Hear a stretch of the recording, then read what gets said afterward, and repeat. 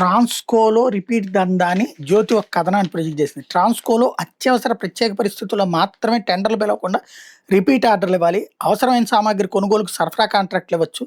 దీన్ని సాగ్గా చేసుకుని వైసీపీ హయాంలో రిపీట్ అవినీతికి తెరదీశారు. అధికారులు తమకు నచ్చిన వాళ్ళకి కాంట్రాక్ట్లు ఇచ్చేసి ట్రాన్స్కో కోట్లాది రూపాయలు గండి కొడుతున్నారు. 2020 ముందు ఏడాదికి 10 కోట్లు మాత్రం ఉండే రిపీట్ ఆర్డర్లు ఆ తర్వాత జగన్ ప్రభుత్వంలో 100 కోట్లకు చేరుకున్నాయి. 2020 నుంచి 23 వరకు సుమారు 260 కోట్ల విలువైన రిపీట్ ఆర్డర్లు ఇచ్చారు.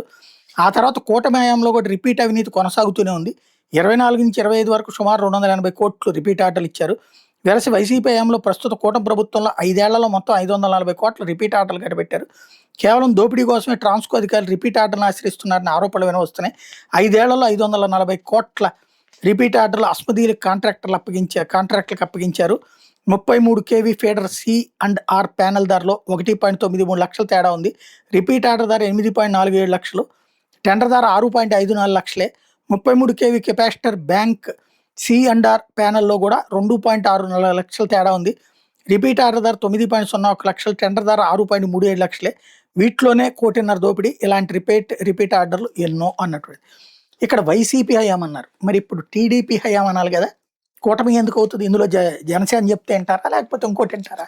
బేసిక్గా సమస్య ఏంటంటే అధికారులు తింటుంటారు. అప్పుడు తింటే జగనే తిన్నట్టు, ఇప్పుడు తింటే అధికారి తిన్నట్టు. అది తేడా.